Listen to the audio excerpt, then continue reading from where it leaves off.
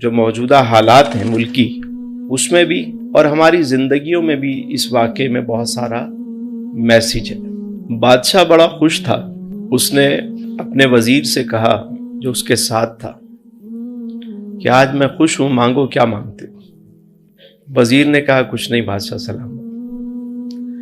بادشاہ نے کہا نہیں، پھر بھی کبھی کوئی خیال گزرا ہو، کوئی بات دل میں آئی ہو، کوئی تمنا، کوئی آرزو، کوئی حسرت ایسی ہو، آج مانگو۔ اس نے کہا بادشاہ سلامت، میرے دل میں یہ بات آتی ہے، کبھی کبھی یہ خیال آتا ہے کہ آپ کی اتنی وسیع سلطنت ہے، اس میں ایک تھوڑا سا حصہ، چھوٹا سا پارٹ، چھوٹا سا حصہ مجھے بھی مل جائے۔ بادشاہ نے کاتب کو بلوایا اور کہا لکھو، ہم اپنی سلطنت کا آدھا حصہ اس کے نام کرتے، آدھا حصہ نام کرتے، مگر ہماری ایک شرط یہ ہے کہ یہ ہمارے 3 سوالوں کے جوابات دے گا، اور اگر یہ نہ دے سکا تو آگے لکھو اس کی گردن اتار دی جائے گی۔ اب تخت ہے یا تختہ، دونوں چیزیں ہیں۔ بادشاہ نے کہا کہ میرے 3 سوالات ہیں اور تمہیں 1 ماہ کی مہلت دی جاتی ہے کہ اس کے جوابات معلوم کر کے آ جاؤ، سوچو، غور کرو، جاؤ تلاش کرو۔ پہلا سوال یہ ہے کہ انسان کی زندگی کا سب سے بڑا سچ کیا ہے؟ نمبر 2، انسان کی زندگی کا سب سے بڑا دھوکہ کیا ہے؟ اور نمبر 3، انسان کی سب سے بڑی مجبوری کیا ہے؟ سوالات سمجھ میں آ گئے؟ پہلا سوال کیا ہے؟ سب سے بڑا سچ کیا ہے؟ دوسرا یہ کہ سب سے بڑا دھوکہ کیا ہے زندگی کا؟ اور تیسرا یہ کہ انسان کی سب سے بڑی مجبوری کیا ہے؟ بادشاہ نے کہا 1 ماہ کا وقت ہے اور تمہارا ٹائم شروع ہوتا ہے اب، جاؤ۔ اس نے دوڑ لگا دی، باہر نکلا، شام کو محفل جمائی، سارے صاحبان علم کو جمع کیا۔ جو وہ اے آئی کا دور تو نہیں تھا آج والا، نہ آئی ٹی کا دور تھا، انفارمیشن ٹیکنالوجی کا یہ دور تو نہیں تھا، نہ ویب 3 5G کا یہ دور، گوگل بابا بھی نہیں تھا، بابے تو تھے لیکن گوگل بابا نہیں تھا۔ آج کل تو بہت بڑا بابا جو ہے وہ گوگل بابا ہے، سب بتا دیتا ہے۔ ظاہر ہے اتنا علم، کتابیں، لائبریری اتنی عام نہیں ہوتی تھی، معلومات اتنی آسانی سے میسر نہیں ہوتی تھی۔ اب وہ جب اس نے لوگوں کو جمع کیا اور ان کے آگے یہ سوالات رکھے تو وہ جو جوابات آئے اس سے وہ مطمئن نہیں ہوا۔ اس نے کہا اگر غلط جواب لے گیا تو گردن جائے گی۔ اپنے شہر سے نکلا، دوسرے شہر پہنچ گیا، دوسرے شہر سے تیسرے شہر، کریا بستی بستی گھومتا گھومتا وہ ان سوالات کی تلاش میں مارا پھرتا رہا، حتیٰ کہ دن گزرتے گئے یہاں تک کہ آخری 3 دن رہ گئے۔ اب وہ مایوس ہو چکا ہے، کپڑے اس کے لیرو لیر، حالت اس کی ایک فقیر کی جیسی تھا۔ وہ وزیر ایک جنگل سے گزر رہا تھا تو کسی نے کہا کہ یہاں ایک کٹیا ہے، جھوپڑی ہے، اور وہاں ایک فقیر بیٹھا ہوتا ہے، بڑا دانا شخص ہے، تم اس کے پاس جاؤ، ہو سکتا ہے تمہیں تمہارے سوالات کے جوابات۔ مرتا کیا نہ کرتا، پہنچا۔ اب جیسے ہی وہاں پہنچا تو کیا دیکھتا ہے کہ وہ فقیر بڑے اطمینان سے بیٹھا ہے اپنی جھوپڑی میں، ساتھ میں باہر اس کے پاس ہی ایک کتا بھی ہے، اور دودھ کا پیالہ ہے، کتا جو ہے اس پیالے میں دودھ پی رہا ہے۔ جب یہ گیا اس کو سلام کیا، بات چیت کی اس نے۔ فقیر نے کہا وزیر صاحب آپ صحیح جگہ تشریف لائے ہیں، خوش آمدید، ویلکم، آپ کے 3 سوالوں کے جواب میرے پاس ہیں۔ وزیر حیران ہوا کہ پہچانا کیسے اس نے کہ میں وزیر ہوں اور میرے پاس 3 سوال ہیں، میری تو فرسٹ ٹائم ملاقات ہو رہی۔ اس نے کہا جناب عالی آپ کو کیسے پتہ چلا کہ میں وزیر ہوں اور میرے 3 سوال ہیں؟ اس نے کہا یہ جو تمہارا بیگ ہے یہ وزیروں کے پاس ہوتا ہے، میں سمجھ گیا تم وزیر ہو۔ سوالات کا مجھے ایسے علم ہوا کہ کبھی میں بھی بادشاہ کا وزیر ہوا کرتا تھا، کبھی میں بھی بادشاہ کا وزیر ہوا کرتا تھا، اور ایک دن میں بھی بادشاہ سے شرط لگا بیٹھا 3 سوالوں کی، اور تمہاری طرح یہ سوالوں کے جوابات ڈھونڈتے ڈھونڈتے میری حالت بھی تمہاری طرح ہو گئی تھی، لیکن جب مجھے جوابات مل گئے تو میں نے جا کر بادشاہ کی غلامی کرنے سے بہتر میں یہیں بیٹھ کر اپنے رب کو یاد کرنے لگ گیا۔ تمہارے سوالوں کے جواب میرے پاس ہیں، 2 جوابات تو میں ویسے ہی دے دوں گا تمہیں، مگر تیسرے جواب کے لیے تمہیں قیمت ادا کرنی پڑے گی، مفت میں نہیں ملے گا تیسرا جواب، کیونکہ ہمارے یہاں بھی مفت کی چیز تو پھر لوگ قدر کہاں کرتے ہیں اس کی۔ اس نے کہا اچھا جو میرے پاس ہے وہ حاضر ہے، آپ لے لو، سب لے لو، بس مجھے جوابات دے دو تاکہ میں وہاں پہنچوں اور آدھی سلطنت لے لوں۔ سودا کوئی برا تھوڑی، میرے پاس جو ہے آپ سارا لے لو، جو اشرفیاں بچی ہیں، جو کچھ بچا ہے آپ لے لو۔ فقیر نے کہا کہ ٹھیک ہے، قیمت میری مرضی کی ہوگی، پہلے تمہارے 2 سوالوں کے جوابات میں دے دیتا ہوں جو مفت میں دے رہا ہوں۔ پہلا سوال تمہارا یہ ہے کہ زندگی کا سب سے بڑا سچ کیا ہے؟ جواب یہ ہے کہ زندگی کا سب سے بڑا سچ موت ہے۔ زندگی کا سب سے بڑا سچ موت ہے۔ یہ ایک ایسا اٹل فیصلہ ہے، اتنا بڑا سچ ہے یہ، یعنی کفن کا یقین ہو نہ ہو، جنازہ ہوگا کہ نہیں ہوگا اس کا یقین کنفرم کوئی نہیں کہہ سکتا، لیکن موت کا یقین سب، مسلمان ہے، غیر مسلم ہے، کوئی بھی ہے، یہ ایک ایسا سچ ہے۔ لیکن حیرت یہ ہے کہ اب اس سچ کو بھی ہم بھلا بیٹھے۔ روزانہ جب سے یہ سوشل میڈیا آیا ہے عجب کام ہو گیا۔ پہلے تو کبھی کبھی خبر ملتی تھی کسی کی، یا مسجد میں کوئی اعلان ہو جاتا تھا تو پتہ لگ جاتا تھا کہ کسی صاحب کا انتقال ہو گیا۔ جب سے یہ سوشل میڈیا آیا ہے صبح صبح مطلب خبر ملتی ہے، جی وہ بھی چلا گیا، وہ بھی گیا، وہ بھی گیا۔ اور خاص طور پہ جو ظاہر ہے کہ سوشل گیدرنگ جس کی زیادہ ہوتی ہے تو ہمیں زیادہ اس طرح کے میسیجز بھی زیادہ آتے ہیں کہ فلاں کا انتقال ہو گیا، دعا کریں فلاں کے لیے۔ تو روزانہ خبریں جو ہے وہ مل رہی ہوتی ہیں، اور آپ کی نظروں سے بھی گزرتا ہوگا، جو آپ کے فرینڈز کا سرکل ہے اس میں بھی لوگ پوسٹ لگا دیتے ہیں، جنازہ بھی پڑھتے ہیں۔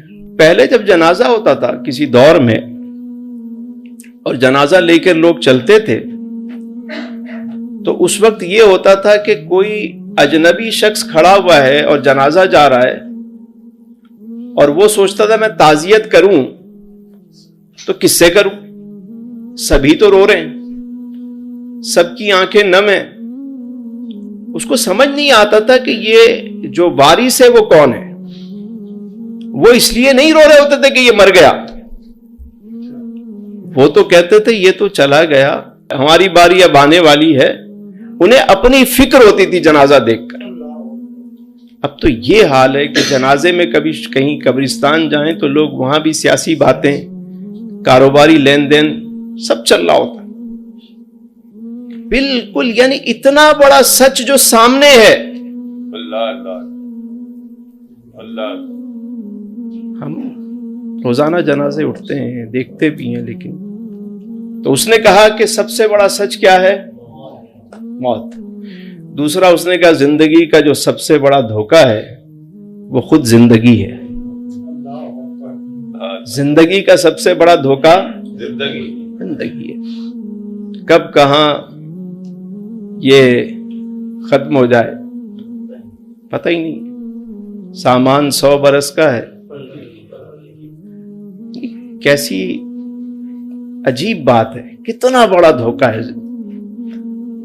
لیکن ہم اس دھوکے میں پڑے ہوئے ہیں. دنیا کی زندگی دھوکے کے سوا کیا ہے؟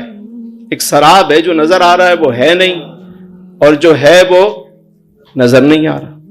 سب ایک دوسرے کو دھوکہ دینے میں لگے ہوئے. یہ کتنا بڑا سچ ہے کہ خالق کائنات نے فرمایا کہ خلق الموت والحیات لیبلوکم ایکم احسن عملا. ہم نے موت و حیات کو اس لیے پیدا کیا کہ تمہیں آزمائیں کہ تم میں کون اچھے عمل کرتا ہے. ختم ہوتی جا رہی ہے زندگی. ہم سمجھ رہے ہوتے ہیں ہم بڑے ہو رہے ہیں. سالگرہ کا مطلب کبھی پتہ ہے سالگرہ کس کو کہتے ہیں؟ گرہ لگانا. پہلے کے دور میں یہ دور تو تھا نہیں کہ آپ نے اپنے مطلب موبائل میں چیزوں میں ڈیٹا رکھ لیا کہیں پہ. لوگ کیا کرتے تھے، ایک رسی کو ٹانگ لیتے تھے اور ہر سال اس میں ایک گرہ لگا دیتے تھے. تو وہ بتاتے تھے اس کی عمر اتنی ہے، اتنی گرہ لگی ہوئی ہیں تو یہ عمر اتنی ہے. ایسا ہی ہے، یاد ہے نا؟ تو سال گرہ، چلو یوں بھی کہہ لیں کہ گر گیا، ختم ہو گیا، تو بھی تو ختم ہو رہا ہے. ہم سمجھ رہے ہیں ہم بڑے ہو رہے ہیں. زندگی ختم ہوتی جا رہی ہے. ایک مسافر کی طرح رہنا ہے. کبھی آپ نے دیکھا کہ ایئرپورٹ پہ کوئی مسافر ہو جس کے پاس بورڈنگ کارڈ بھی ہو، موجود ہو، اس کو پتا ہو کہ جانا ہے، اور وہ سامان سارا یوں بکھیر کے بیٹھا ہوا ہو، اس کا بیگ ریڈی ہوگا، وہ اسٹینڈ بائی ہوگا، جیسے کال ہو اور اٹھ کے دوڑ لگا دے. ہم نے تو اتنی ناراضگیاں، لڑائیاں، لین دین کے معاملات اتنے بکھیڑے کیے ہوئے ہیں کہ شاید لگتا ہے کہ ہمیں جانا ہی نہیں ہے. ہماری ہر چیز بکھری پڑی ہے. زندگی کو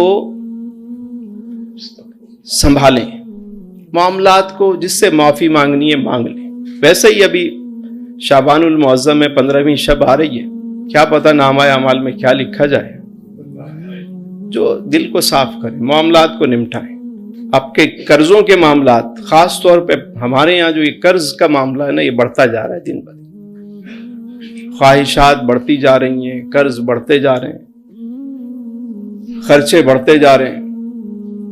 ضرورت، سہولت، آسائش، پھر زیبائش، پھر نمائش، پھر ستائش، سب ہماری زندگی کا حصہ بنتے جا رہے ہیں. تو اب وہ شکر ختم ہوتا جا رہا ہے اور ان خواہشات کو پورا کرنے کے لیے بارے قرض لیا جا رہا ہے کہ لوگ کیا کہیں گے، لے لیں. لوگوں کو خوش کرنے میں لگ گئے اور رب کو ناراض کرتے ہوئے چلے جا رہے ہیں. تو کوشش کریں کہ زندگی کو آسان کریں. میرے آقا کریم علیہ السلام فرماتے ہیں یسروا ولا تعسروا. لوگوں میں آسانیاں بانٹو، ان کے لیے مشکلات پیدا نہ کرو. سمپل کرو لائف. تو زندگی کا سب سے بڑا دھوکہ کیا ہے؟ خود زندگی ہے. اور تیسری بات اس نے کہا جی تیسرا جواب بھی دے دیں لگے ہاتھوں. فقیر نے کہا ایسے نہیں، اس کے لیے قیمت دینی پڑے گی بھائی. کہنے کہ سرکار یہ جو میرے پاس ہے یہ آپ لے لیجئے. یہ والی قیمت نہیں چاہیے.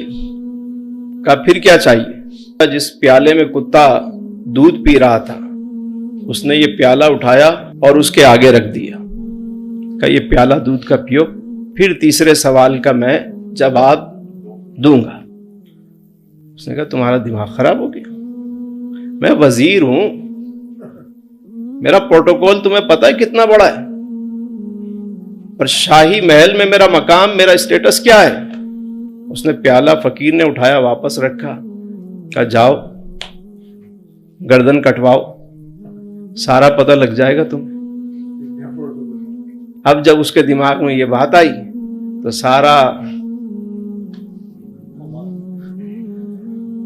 ساری عقل ٹھکانے آ گئی. کیا کیا اس نے؟ تھوڑی دیر سوچتا رہا، حتیٰ کہ سیلف ریسپیکٹ ہار گئی اور اس نے وہ پیالہ اٹھایا اور ایک ہی سانس میں غٹا غٹ پی گیا. کہ آپ بتاؤ تیسرا جواب. اس نے کہا یہی جواب ہے. اس نے کہا یہی جواب ہے کہ انسان کی سب سے بڑی مجبوری غرض ہے. کیا ہے؟ غرض. یہ غرض انسان کو کتے کا جھوٹا دودھ بھی پینے پر مجبور کر دے. سمجھ رہے ہیں آپ؟ یعنی آج اگر آپ دیکھیں ہماری سوسائٹی میں جو کچھ ہو رہا ہے غرض ہے. پتہ ہے کہ ہم جھوٹ بول رہے ہیں, غلط بیانی کر رہے ہیں, پتہ ہے, لیکن اپنے غرض اور مفاد کی خاطر, اپنے حرص کی خاطر کیے جا رہے ہیں. ملک داؤ پہ لگ گئے, عزتیں داؤ پہ لگ گئیں, پرواہ نہیں ہے کسی کو. کیا ہے؟ غرض ہے, ذاتی مفاد ہے ان کا. اس مفاد کی خاطر سب کچھ کرنے کو تیار ہو جاتا ہے انسان. اور غرض کا اپوزٹ کیا ہے؟ بے غرض, بے لوس, مخلص ہو جانا. یہ اس کا. اللہ کو مخلص لوگ بہت زیادہ. آپ میں سے پتہ لگ جائے کسی کو یہ جو فلاں شخص ہے یہ آپ سے ملتا ہے کسی غرض سے, آپ کیا کریں گے اس کے ساتھ؟ دل سے اتر جائے گا. اگر آپ کو پتہ لگے کہ یہ شخص اپنی غرض کی خاطر ہی آتا ہے میرے پاس, اب ایک سوال پیدا ہوتا ہے کہ بندہ اپنے رب کے پاس صرف غرض کی خاطر ہی جائے.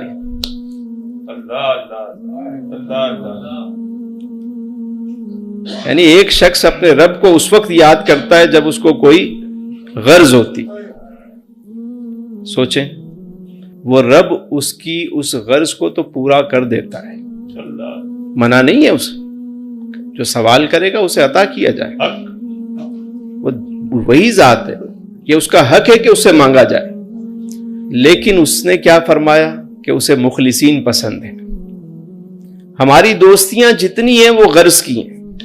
یہی وجہ ہے کہ قیامت کے دن گہرے دوست آپس میں ایک دوسرے کے دشمن ہوں گے سوائے متقین کے, کہ جو اللہ کے لیے دوستی کرتے ہیں وہ دوستیاں یہاں بھی کام آئیں گی اور وہاں بھی کام آئیں گی. تو کوئی بھی کام کریں اخلاص سے کریں, بے غرض ہو جائیں. بابا جی ایک بات کہا کرتے تھے, علی بھائی ایک جملہ فرماتے تھے کامیاب ہونا چاہتے ہو, اللہ کا ولی بننا چاہتے ہو تو 2 کام کر لو. پوچھا بابا جی وہ 2 کام کون سے ہیں؟ فرمایا پہلا یہ کہ بے غرض ہو جاؤ اور دوسرا بے ضرر ہو جاؤ. نمبر 1 بے غرض ہو جاؤ, نمبر 2 بے ضرر ہو جاؤ, کامیاب ہو جاؤ. اللہ کو مخلص لوگ پسند ہیں. ایک فاحشہ عورت نے ایک کتے کو اس لیے پانی پلایا کہ وہ پیاسا تھا, اللہ کی رضا کے لیے اللہ نے اس کو بخش دیا. اس بارگاہ میں کوئی بڑے بڑے اعمال نہیں دیکھے جاتے, وہاں اخلاص دیکھا جاتا ہے کہ کون کتنا مخلص ہے, کون کتنا مخلص ہے. ہم سمجھتے ہیں کہ ظاہری چمک دمک چیزیں نہیں, وہاں دل دیکھے جاتے ہیں. دنیا تمہارے چہرے دیکھتی ہے, وہ تمہارے دلوں کو دیکھتا ہے, تمہاری نیتوں کو دیکھتا ہے. تو جو بھی کام کریں بے غرض ہو کر کریں.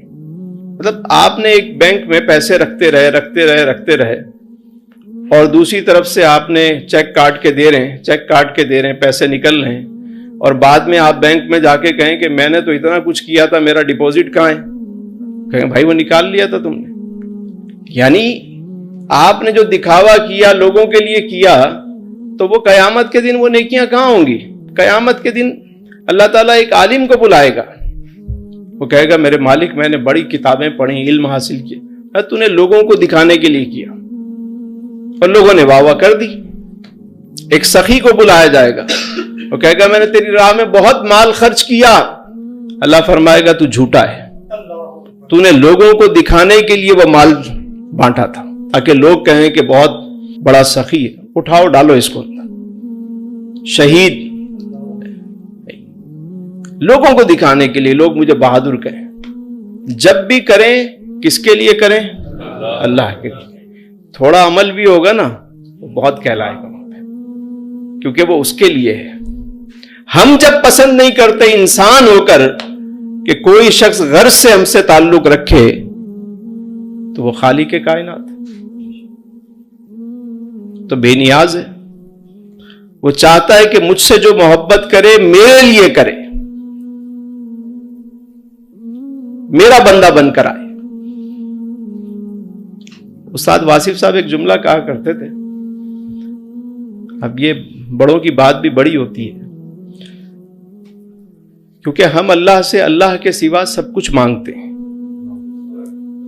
اللہ سے اللہ کے سوا سب کچھ مانگتے ہیں. کبھی ہم نے رب کو نہیں مانگا کہ میرے مالک تو اپنی محبت دے دے، اپنے محبوب کا عشق دے دے. بھائی جب ہیرے نہیں ہیرے والا ہی مل گیا، جب خالق کائنات سے کسی کی دوستی ہو گئی، اس کے محبوب کا عشق اسے مل گیا، تو اسے اور کیا چاہیے؟ تو اس لیے